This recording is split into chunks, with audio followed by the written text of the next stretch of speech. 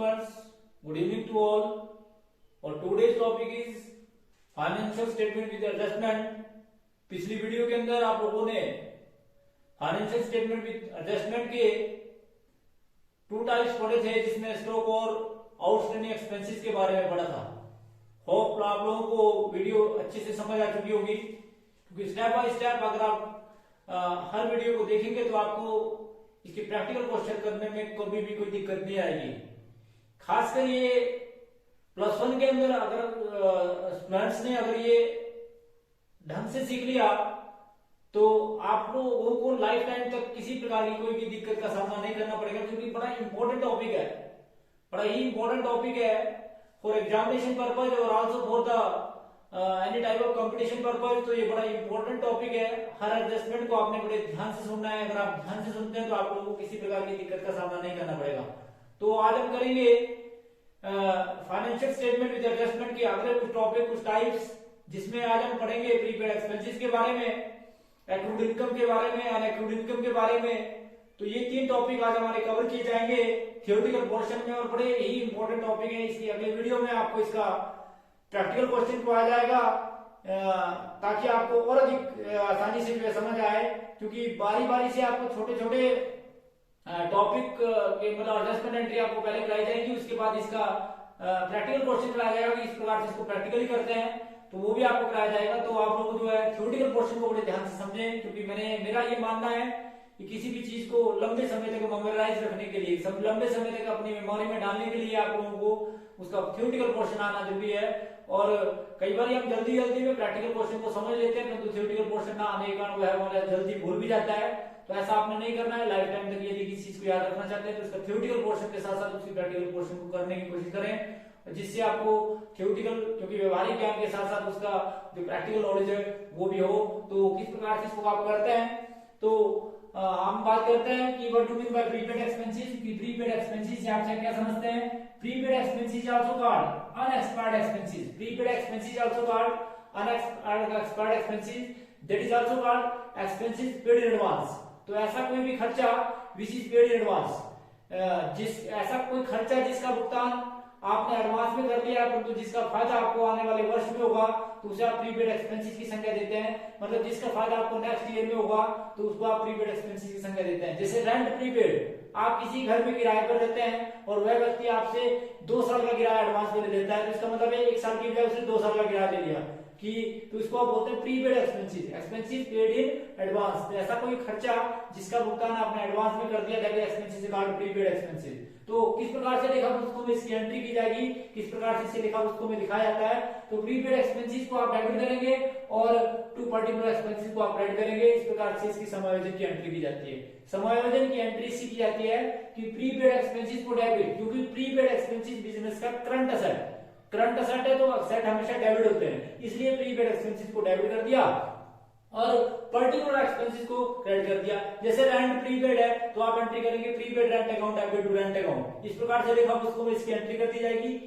बात आती है कि इस प्रकार से इसे लेखा पुस्तकों में दिखाया जाएगा, या तो इसे trading and profit and loss में पर्टिकुलर एक्सपेंसेस में से लेस किया जाएगा। सबसे पहले पर्टिकुलर एक्सपेंसेस में अगर वो ट्रेडिंग का खर्चा है तो ट्रेडिंग में से, जैसे वेजेस प्रीपेड है तो वेजेस में से लेस, और बैलेंस शीट में असेट साइड। इसी प्रकार से अगर वह प्रॉफिट एंड लॉस अकाउंट का खर्चा है तो प्रॉफिट एंड लॉस अकाउंट में से उस पर्टिकुलर खर्चे में से लेस, और बैलेंस शीट में असेट साइड उसको दिखाया जाएगा। इस प्रकार से उसकी समायोजन की एंट्री की जाएगी।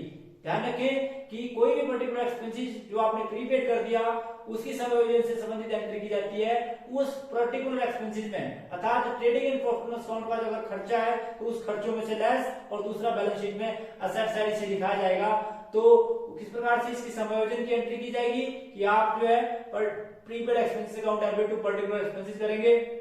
इस बात का विशेष ध्यान रखें, यदि प्रीपेड एक्सपेंसेस ट्रायल बैलेंस के अंदर दिया है, अर्थात ट्रायल बैलेंस के बाहर नहीं दिया होता, क्योंकि मैंने जैसे आपको बताया समायोजन एंट्री से हमारा अभिप्राय वैसे एंट्री से जो ट्रायल बैलेंस के बाहर दी होती है। ट्रायल बैलेंस क्लोज करने के बाद जो एंट्रियां ट्रायल बैलेंस के बाहर दी होती हैं उसे आप प्रीपेड एक्सपेंसेस की संज्ञा देते हैं। तो उस पर्टिकुलर एक्सपेंसेस को प्रीपेड एक्सपेंसेस से लेस किया जाएगा और बैलेंस शीट में असेट साइड दिखाया जाएगा। इस बात का आप विशेष ध्यान रखें। परंतु यदि प्रीपेड एक्सपेंसेस ट्रायल बैलेंस के अंदर दिया है तो इसकी मात्र और मात्र सिंगल एंट्री की जाएगी और वह बैलेंस शीट में असेट साइड की जाएगी, क्योंकि ये बिजनेस का असेट है। तो इस प्रकार से प्रीपेड एक्सपेंसेस की आप एंट्री करते हैं। प्रीपेड एक्सपेंसेस के बाद accrued income. Accrued income, what do mean bye accrued income? Income earned but not received, that is also called outstanding income, that is also called receivable income। तो ऐसी income जो आपने कमा तो लिया है परंतु आपको नकद में प्राप्त नहीं हुई है। Income earned but not received, ऐसी आय जो आपने कमा तो लिया है परंतु आपको करंट ईयर में प्राप्त नहीं हुई है। दैट मींस की income earned in current year but is not received in cash। तो ऐसी आय जो आपने करंट ईयर में कमा ली है परंतु आपको नकद में प्राप्त नहीं हुई है, उसको आप एक्रूड इनकम की संख्या देते हैं। एक्रूड इनकम बिजनेस का करंट एसेट है, इसलिए इसे असेट साइड दिखाया जाएगा। अगर बात करते हैं इसकी समायोजन की एंट्री कैसे करते हैं, तो आप सभी जानते हैं एक्रूड इनकम को डेबिट किया जाएगा, अर्थात इसकी एंट्री करते हैं accrued income account debit to particular income. Particular income को क्रेडिट किया जाएगा, जैसे फॉर एग्जांपल इंटरेस्ट रिसीव या कमीशन रिसीव। तो इस प्रकार से कोई कमीशन जो है आपको 10,000 रुपए रिसीव होनी है परंतु आपको 8,000 ही रिसीव हुई, क्योंकि कमीशन आपने 10,000 रुपए कमा ली परंतु आपको 8,000 ही रिसीव हुई, इसका मतलब 2,000 आपकी एक्रूड है। तो इस प्रकार से किस प्रकार से इसकी समायोजन से एंट्री करेंगे? पर्टिकुलर इनकम में ऐड, क्रेडिट साइड में प्रॉफिट अकाउंट के पर्टिकुलर इनकम में इसको ऐड कर दिया जाएगा और दूसरा बैलेंस शीट में असेट साइड दिखाया जाएगा। पर्टिकुलर इनकम में ऐड, कमीशन में ऐड, 8,000 कमीशन ट्रायल बैलेंस में दिए, 2,000 आउटस्टैंडिंग दी है, आउटस्टैंडिंग इनकम दी है या एक्रूड इनकम दी है, वो ट्रायल बैलेंस के बाहर दी है। तो उस पर्टिकुलर इनकम में ऐड और दूसरा बैलेंस शीट में असेट साइड इसको दिखाया जाएगा। तो एक्रूड इनकम की समायोजन से संबंधित प्रविष्टि जो की जाती है वो पर्टिकुलर इनकम में ऐड और दूसरा बैलेंस शीट में असेट साइड इसको दिखाया जाएगा। इस प्रकार से इसकी समायोजन से संबंधित एंट्री की जाएगी। तो ध्यान रखें इस बात का कि कोई भी पर्टिकुलर इनकम हो, उस इनकम को उस पर्टिकुलर इनकम में जोड़ दिया जाएगा और उस पर्टिकुलर इनकम को एक्रूड इनकम को जो है वो पर्टिकुलर इनकम को जो है किस प्रकार से समायोजित करते हैं वो आपको बताया गया कि आपने पर्टिकुलर इनकम में प्रॉफिट एंड लॉस अकाउंट में ऐड करनी है और दूसरा बैलेंस शीट में असेट साइड दिखानी है। और इस बात का भी विशेष ध्यान रखें, यदि वह एक्रूड इनकम ट्रायल बैलेंस के अंदर दी है तो इसकी मात्र और मात्र सिंगल एंट्री की जाएगी और वह बैलेंस शीट में असेट साइड की जाएगी, क्योंकि इससे संबंधित समायोजन की प्रविष्टि पहले से हो चुकी है। तो इसकी एंट्री मात्र और मात्र कहां की जाएगी? असेट साइड, क्योंकि एक्रूड इनकम बिजनेस का करंट असेट है। Accrued income is also called outstanding income, that is also called earned income, that is also called receivable income. तो इस प्रकार की इसे कई नाम दिए जाते हैं, वो नाम भी आपने याद रखना है। तो कई बार आप लोगों से नाम पूछे जाते हैं तो आप लोगों को नाम याद नहीं होते, तो इस नाम को भी आपने याद रखना है। उसके बाद अगला जो है, अगली अटैचमेंट है वो है जी अर्न्ड इनकम, जिसको आप बोल सकते हैं unearned income, sorry unearned income, that is also called unaccrued income, that is also called prepaid income, जिसको आप बोल सकते हैं तो प्री रिसीव्ड इनकम, दूसरे शब्द में आप बोल सकते हैं। तो unearned income, accrued income, unaccrued income, what do mean by unaccrued income? Income received in advance, income not earned but received in advance in current year, that is called income received in advance. जैसे for example आप rent receive कर देते हैं 2 साल का advance में, तो इसको बोलते हैं अनअर्न्ड इनकम। ऐसी आय जो आपने कमाई नहीं है, अभी बंदा आपके कमरे में 2 साल नहीं रहा है, 1 साल रहा है या 6 महीने रहा है, तो जो इनकम आपने एडवांस में कमा ली है उसको बोलते हैं अनएक्रूड इनकम। जैसे आप इंटरेस्ट रिसीव एडवांस में कर लेते हैं कि भाई आप लोगों को पैसा चाहिए तो इंटरेस्ट पहले दो, तो इसका मतलब इंटरेस्ट रिसीव आपने एडवांस में कर लिया, जिसको बोलते हैं अनअर्न्ड इनकम। ऐसी इनकम जो आपने कमाई नहीं है परंतु आपको एडवांस में मिल गई, उसको बोलते हैं अनअर्न्ड इनकम, अनएक्रूड इनकम या अनरिसीवेबल इनकम। तो इस प्रकार से इसी के नाम दिए जाते हैं। तो इस प्रकार की इनकम का जब आप जनरल एंट्री करते हैं, समायोजन से संबंधित प्रविष्टि करते हैं, तो इसकी इनकम का एंट्री करते हैं particular income account debit to unearned income. तो अनअर्न्ड इनकम को क्रेडिट किया जाता है और पर्टिकुलर इनकम को डेबिट किया जाता है।